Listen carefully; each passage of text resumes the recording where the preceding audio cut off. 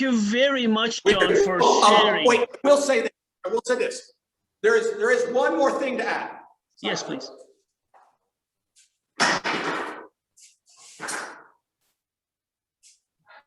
Both Giacomo de Grassi in 1570 and George Silver in 1599, both of them say, when an opponent cuts to your leg, that when you guard, you guard it with the long edge and stop it. And they only say it in regard to the low hits. And here's why.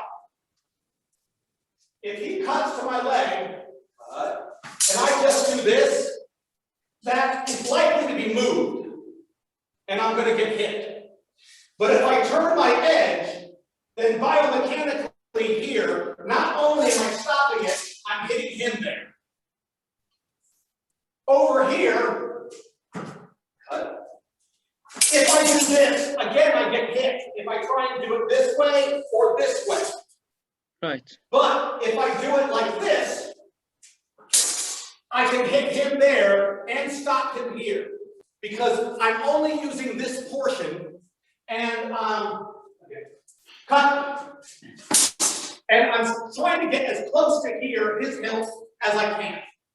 Plus, de Grassi also says every single time that you parry a blow, you must be moving towards him. And every time you parry a blow, you must be also cutting at him or thrusting at him. And this brings us, there's a related matter in Renaissance martial arts, an argument over whether they're doing things in one time, single tempo, unitempo, or due tempo, 2 times. And there's all these examples of masters saying the art is done mezzo-tempo, in the middle time, in des, as the Germans say, in the instant, one time, not 1, 2, but 1.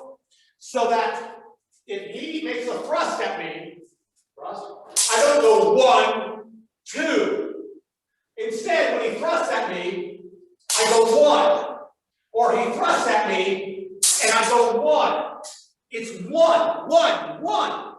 And you can't do that with flexible sport weapons. You can't do it with theatrical weapons that are all wobbly, the steel noodles. You can't do it very well with wood. And you can't do it with foam and plastic. And it's integral to the art. They're doing everything in a single action, which is why so many plates show a guy just counter thrusting or counter cutting. There's only a couple of times where they're going 1, 2.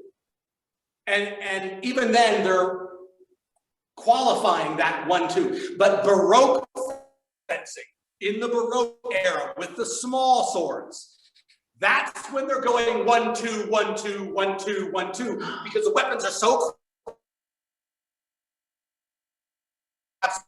little behind them, set things aside and parry. And those Baroque small sword masters, can you create a saber curriculum for our cavalry? And they're going, I suppose so.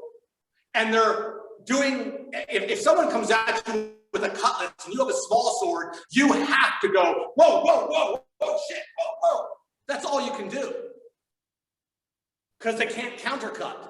And you don't do the same countercuts with a curved saber that you would do with a double-edged straight blade. Yes. And when armor is taken out of the picture and daggers and bucklers and shields are out of the picture, then they change what they're doing and it becomes narrowed and simplified. And so you have guys that are learning how to do gentlemanly small sword fencing, then going to the cavalry, picking up a saber, and on horseback, you don't really parry, you don't countercut, you just have to cover your horses, and cover your leg, you just cover. And then those same guys get off the horses, and they're gonna have a duel with their sabers, and they stand like in a saber stance, and they do the same thing. Or if they're trained in small sword, they're using their sabers to small sword fight. And you can document this. It's documentable in all of these 18th and 19th century military saber, cutlass, broadsword manuals for the military across Europe and even in America. You can see it. Whether they're using very long, thin sabers or short, wide cutlasses, whether it's the heavy sabers or the Italian lighter sabers. I can't say light saber. So you can see all that. You can see the transition from you can see the transition from the rapier to the small sword to then the épée and foil and then the sport saber, you know, and and then you have that weird branch of the Schläger, the Mensuren. Don't get me started. So anyway, that's just a little taste, because what we do a lot of here is stuff that they don't do in HEMA sport, which is this. Let's get a little closer to this. We're going to get closer. Okay, I'm going to try and raise this up.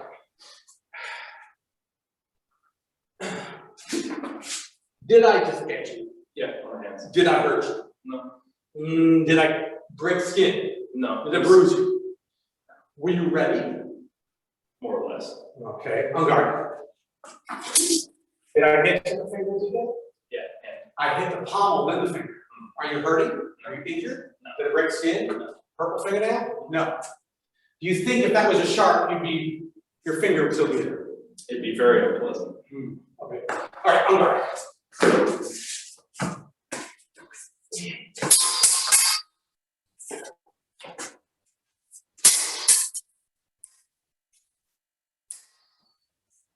Where'd I get you? Okay, so we're just playing light, and yet I got him in the hands 3 times. Yeah. If we were doing HEMA sport and he's wearing those big ass gloves or those thick leather padded gloves, he would ignore all of those hits. And he would go, "You didn't hit me, that don't count. Judge didn't see that point." And he'd continue on making suicidal hits. Yes. If this was a real fight, I would have done those hits really hard. And I would have followed through with a thrust or a second cut as soon as I hit his fingers. I'm constantly guarding mine. And if someone says, well, gauntlets, you're not wearing gauntlets when you're wearing a glove. You put gauntlets on, and we've got them. You put gauntlets on, it transforms the center of gravity of that weapon. You're adding 2 pounds at least of weight to that sword. So don't tell me that padded cloth gloves are the equivalent in any way, shape, or form to gauntlets. They're not. All they are is making you sloppy. And I have people who go, well, I'm a guitarist, I have to have gloves. Or I'm a surgeon, I have to have gloves. And I go, I'm a typist, I have to have gloves. And I go, oh, I'm a swordsman. I don't need my hands. I need my fingers too, buddy. I use them all the time. And I have people trying to hit them, and they don't hit them. And I'm safely touching people's hands all the time because I practice and I have control. And I point out, and I say, show me the gauntlets and the sources. And there's like 3 or 4 images of people that are deliberately going, let us practice sword and gauntlet, sword and buckler and gauntlet, messer and gauntlet, what have you. And there's all these images of guys in full armor who've removed their gauntlets. Why? Because they would rather, I think, have that dexterity, have that ability to manipulate their weapon and to do things with it, and to change their strikes, and to change how they're gripping, and to do all that stuff. They would rather have that than that protection. And I understand it. But in the sport stuff, they can't do that. And some groups, they'll have gauntlets on, and they go, hits to the hand don't count. So they'll block their head with their hand and their gauntlet. That's insane. Anyway, so whether I'm going to hit him in the foot or the hand, I'm using control. And if we want to go harder, we could put some gloves on. And every once in a while, if it's cold in here, or somebody says, I've got a problem, or I've got, arthritis to a degree. Sure, I'll put gloves on so I can go a little harder, especially with the messers, damn things. But otherwise, the argument that you must wear gloves or they always wore gauntlets, it's not true. And again, so when we're training in here, we're doing a lot of grappling and wrestling, not doing takedowns on the on the padded, the rubber floor, concrete and rubber. So we're not doing that, but nonetheless, I'm going to put you down. Okay.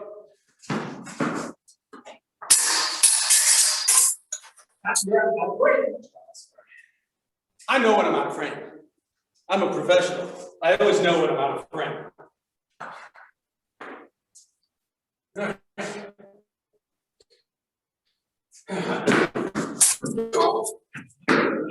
Did I hurt you? No. Are you injured? No. Was I mean? Was I fast? Did I use strength? Water, at best. No, not really. Again. Oh! That was nice.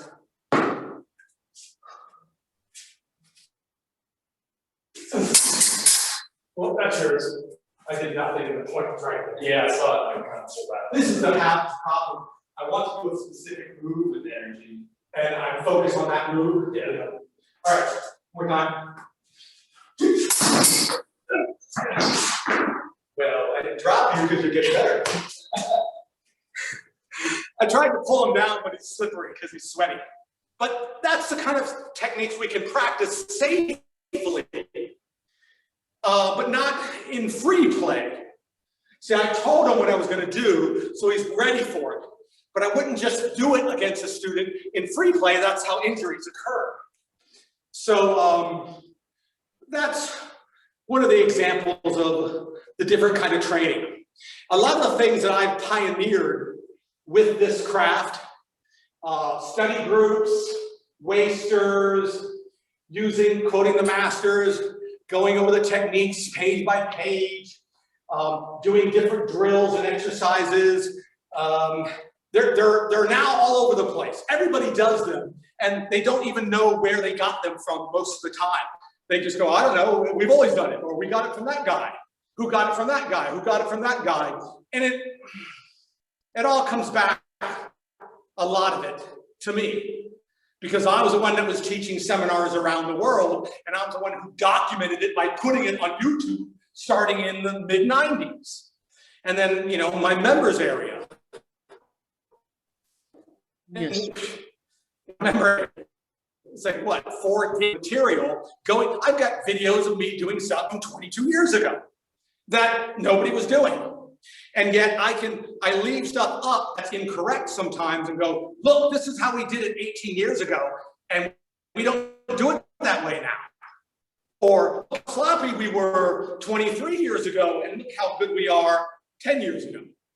That's right. So I want to document how this evolved and how it improved, and what material we threw out, what interpretations we revised, what actions we realized were being done incorrectly.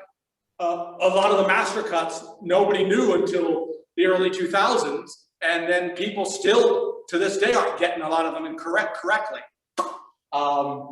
And in tournaments, they're doing a lot of stuff in the tournaments where they do this.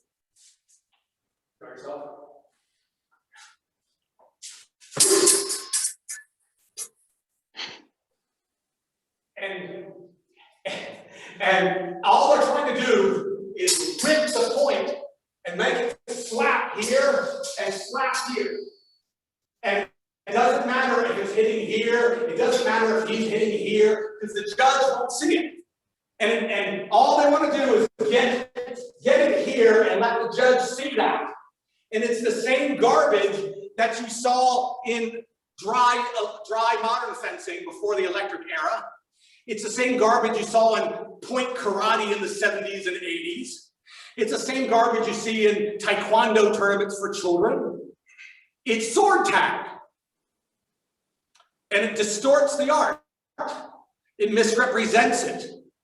It doesn't encapsulate the principia that's at work. It doesn't showcase the formidability of this. It's in some ways an aberration. I appreciate it for its martial spirit, for its athleticism, for its celebration of what it's doing, but it's not martial art, it's martial sport. I'm going to place this, and it's not going to discover things that can't be discovered here, doing it as a martial art.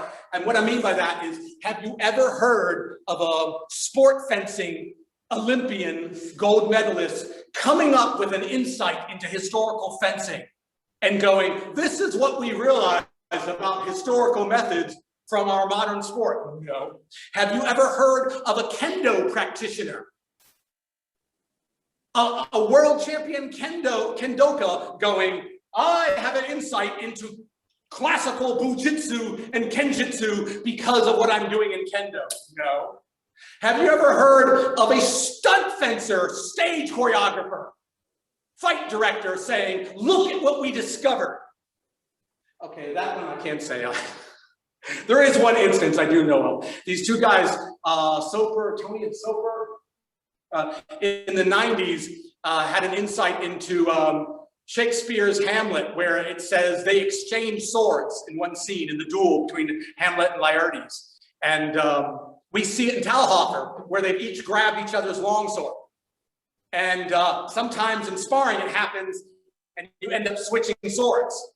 And they said, we were sparring one day and it happened to us, and we went, Hamlet, Act 3, Scene 4, whatever. So that's the only time I've ever heard of stage combat people coming up with an insight. And they didn't do it by practicing stage combat.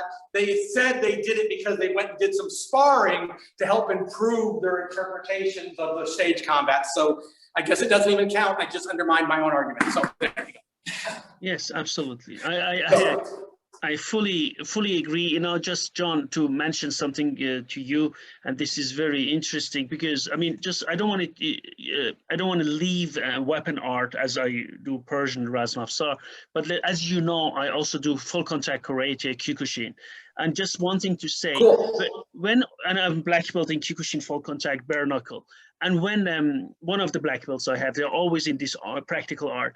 But I remember the founder of us, Oyama, when he came, he said one thing: if you're going to fight full contact, yes, we are going to fight full contact, and we are not going to do game of tags, because before that, Karateka did game of tags, and then they said, I'm going to kill with one punch. Oyama said two things: your opponent is not dumb. You're not going to kill anyone with one punch. He's going to punch you back. He's going to fight back. That's the first thing. The second thing he said, you need to hit hard and you need to practice. This is a martial art, full contact, not a game of tags. Just touch and go back.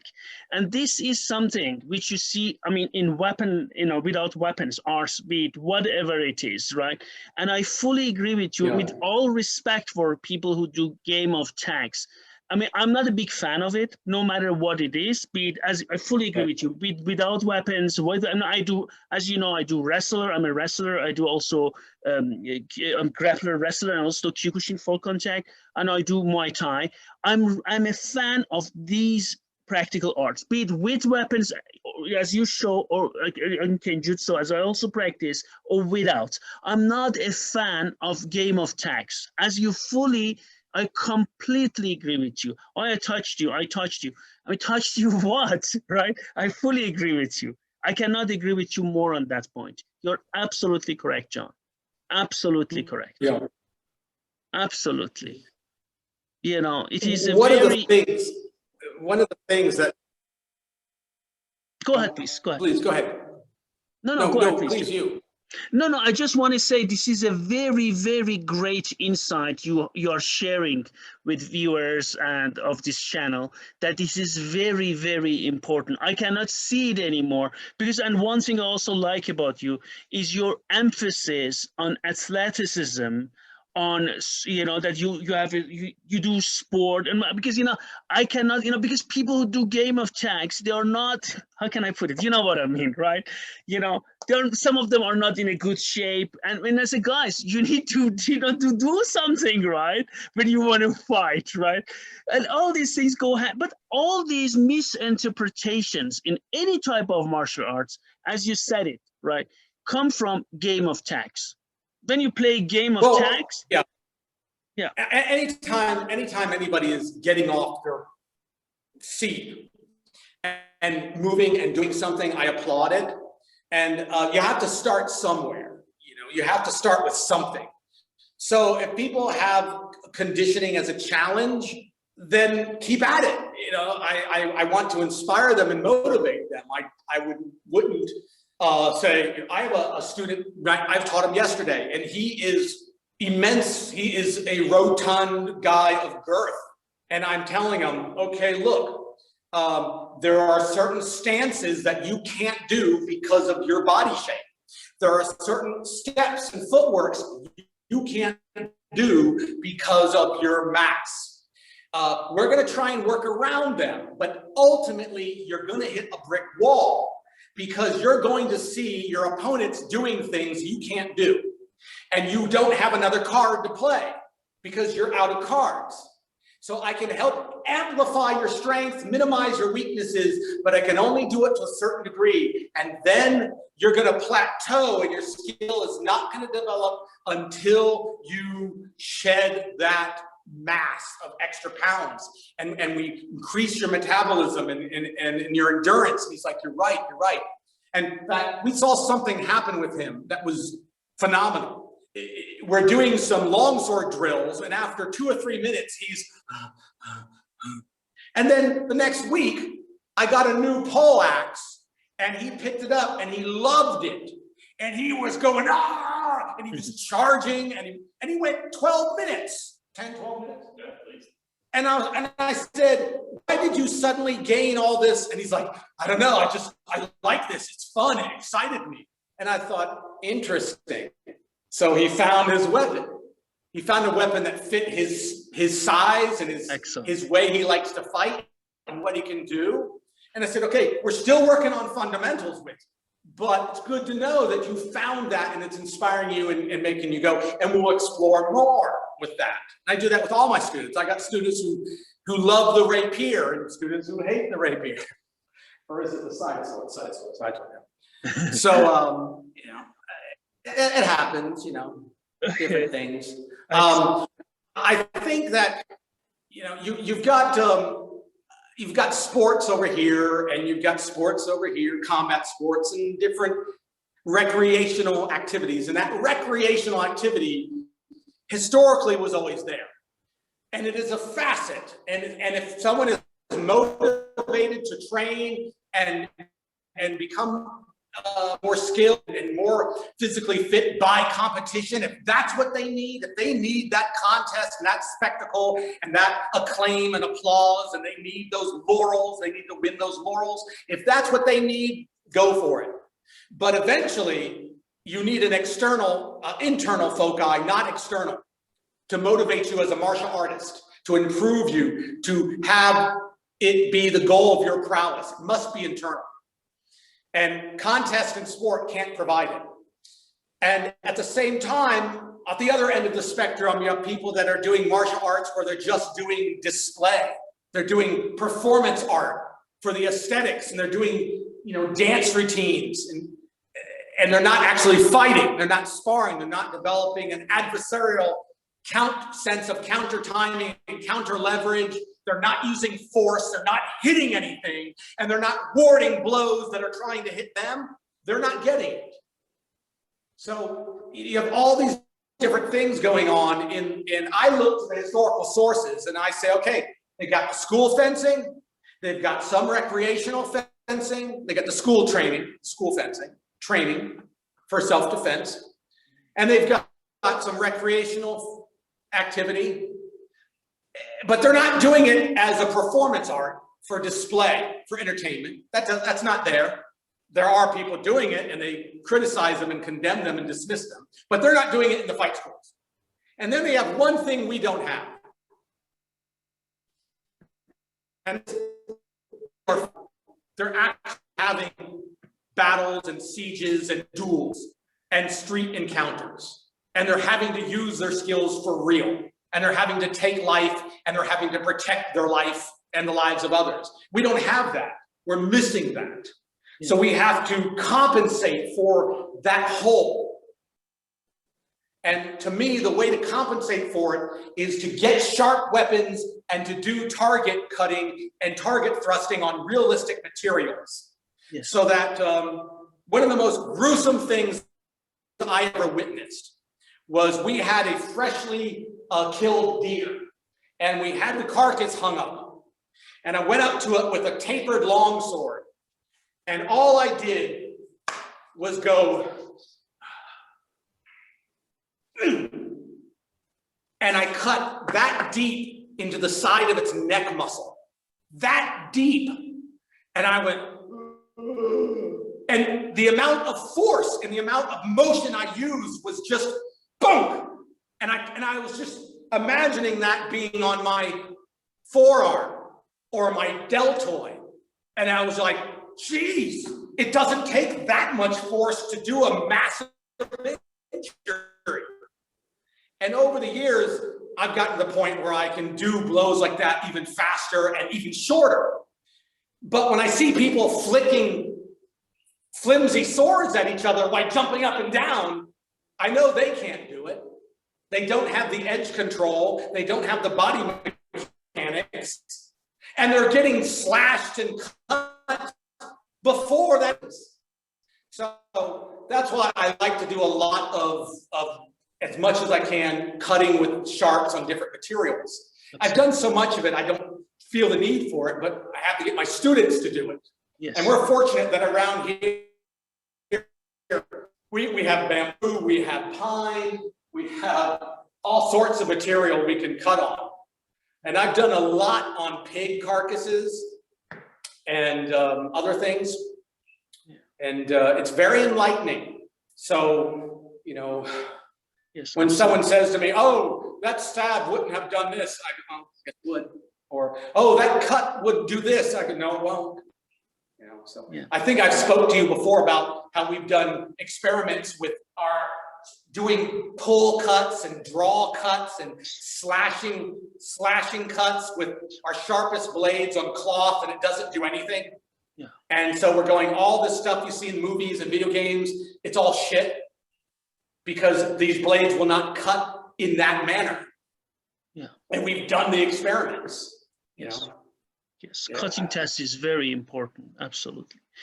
Thank you. Or shields. You know, hitting shields with sharp blades and seeing how the blade sticks into the shield.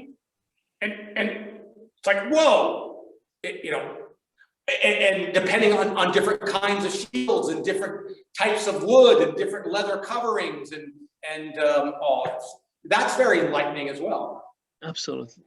They're all important. Anyway. Thank you very much. It was John. It was excellent. Thanks for Matt for being here as well. Both of you gentlemen. It was very, very enlightening. Thank you very much. I would like to thank you and wish you a very, very nice day. Excellent demonstration. Very nice. Thank you very much. And I wish you a nice day then. Thank you. All right. See you.